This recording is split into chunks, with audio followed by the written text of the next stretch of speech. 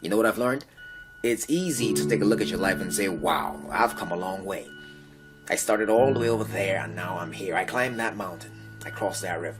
I know at times I didn't think I was going to make it, but here I am. But what we don't do often enough is say thank you. We rarely take enough time to really say thank you to those people who played a role in our lives, who shaped us, who got us through the hard times, the moments we thought we would never make it out. And it's these people who are there for us without knowing it that we never thank.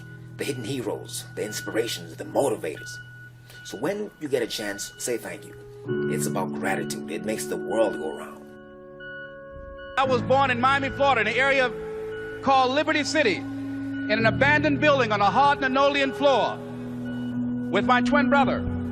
We were 6 weeks of age. We were adopted. When I was in 5th grade, I was identified as EMR, labeled, educable, mentally retarded, put back from the 5th grade into the 4th grade, and stayed in that category until I got out of high school. I don't have any college training, but I met a high school teacher who one day changed my life. I was waiting on another student, and when he came in, he said to me, "Young man, go to the board and write what I'm about to tell you." And I said, I can't do that, sir. He said, "Why not?" I said, "I'm not one of your students." He said, "It doesn't matter, follow my directions now." I said, "I can't do that, sir." He said, "Why not?" I said, "Because I'm educable, mentally retarded." And he came from behind his desk and he looked at me. He said, "Don't ever say that again. Someone's opinion of you does not have to become your reality."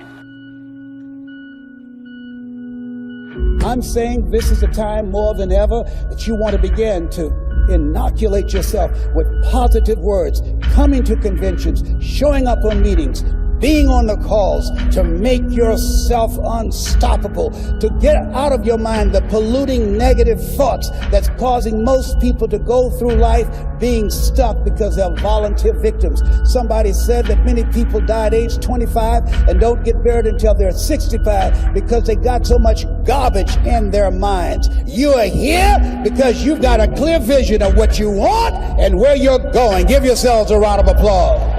Come on, bring your energy level up. Yes, yes. You want more. You want more. You're different. You're different than everybody else. Don't worry if they don't get it. Don't try and convince people to do this business. A person convinced against their will is of the same opinion still. You are not like everybody else. You can walk outside and find pigeons, but if you're looking for eagles, it's going to take you a minute. You are different. It's lonely at the top. How many of you know it's lonely at the top? Raise your hands. It's lonely at the top, but you eat better. That's what I'm talking about. You're different. One great entrepreneur said, "I choose not to be a common man. It's my right to be uncommon if I can. I seek opportunity, not security. I do not wish to be a kept citizen, humbled and dulled by having the state look after me. I want to take the calculated risk, to dream and to build, to fail and to succeed. I refuse to live from hand to mouth. I prefer the challenges of life to the guaranteed existence, the thrill of fulfillment to the still calm of utopia. I will never cower before any master, nor bend to any threat. It's my heritage to stand erect, proud and unafraid, to face the world boldly and say, this I have done." You showed up because you're building a business that you can stand and say, "I did this. I did this. This is my dream." I don't care how good you are. I don't care how talented you are. I don't care how much you work on yourself. There are some times when things aren't going to go right. They just are not going to go right. There are times when anything that can happen will happen. Murphy's Law will be knocking at your door. Why? I don't know why. That's called life. And you have to deal with it. Sometimes your life will be in a slump, just like sports. Some of the best shooters can't hit baskets different times in games. They get in a slump. Do they sit on the sideline and say, "I just didn't hit a basket today"?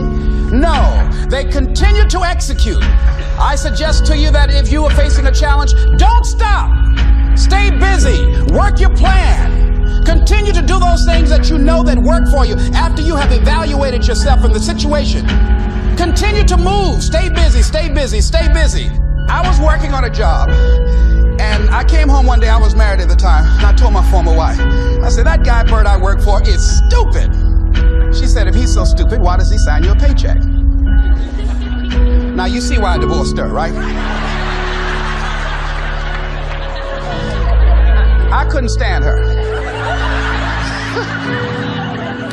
That night, I could not sleep well. Here was a guy that was controlling my life. I was going through all kinds of changes because this man controlled my paycheck. And it was Carlyle who said, "Truth crushed to earth shall rise again." Winston Churchill said, "The truth is incontrovertible. Malice may attack it, ignorance may deride it, but at the end there it is." And we know scripture that says, "Ye shall know the truth, and the truth shall set you free." And the truth that I had to come to grips with, that I wasn't in charge of my destiny. The truth was that I wasn't giving all that I had.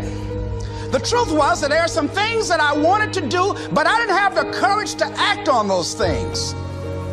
And the truth was that Bert Childs was a blessing to me. He made life so miserable for me, I had to start looking at my life differently. I started going to work earlier. I started being the last one to leave there. I started working harder than anybody else. The other guys could not. "Why would you work so hard, Les?" I said, "I'm not working for them. I have been cheating, Bert," I thought. "I've been cheating myself and my family. Wherever you are, whatever you're doing, do it with everything that you have. Develop the habit of giving more than what you're paid for. Develop the habit of setting standards that others will be measured by." Someone said, "Do not go where the path may lead, but go where there's no path and leave a trail." Overcoming the negative conversation, that inner dialogue that's going on all the time, even when you don't want it to be there. You can't stop yourself right now from thinking. You can't do it. It's going on. And so learning how to empower yourself, part of doing that is standing up to yourself. You've got to stand up inside yourself sometimes and say, "Shut up! You've got to do this." I was going to give a presentation, and this voice inside of me saying, "You can't do this. You don't have everything it takes." I said, "Shut up! Yeah, I'm behind on my bills, and you're telling me what I can't do. I have got to do it." You'll get scared sometimes. Your mind will go blank on you. Some people you will allow to unnerve you. And you wonder, what's wrong with me? I'm not crazy. That's why you've got to learn to make a conscious, deliberate, determined effort to stand up inside yourself. Working on yourself, watching that inner dialogue, it will determine the quality of your life. You've got to be willing to go against the tide. You've got to be willing to harness your will and say, "In spite of this, I'm in control here. I'm not going to let this get me down. I'm not going to let this destroy me. I'm coming back, and I'll be stronger and better because of it." You have got to make a declaration that this is what you stand for. You're standing up for your dreams. You're standing up for peace of mind. You're standing up for health. You want it, and you're going to go all out to have it.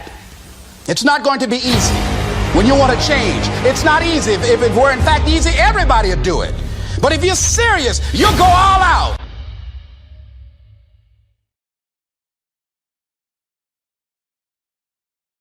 No one could have convinced me by holding on, by continuing to push forward, by continuing to run toward my dream, that one day I would have my own talk show.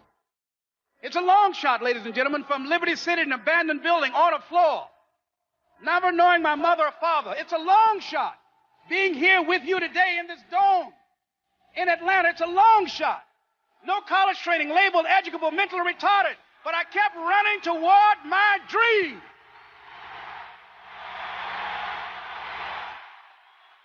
When I look back at my life, when I think of where I came from, where I started and how I got here, I can't help but be grateful to the people who played a role in my life, a silent but powerful role. Some of them will never know who they are, but I'm grateful. And all I want to say is thank you.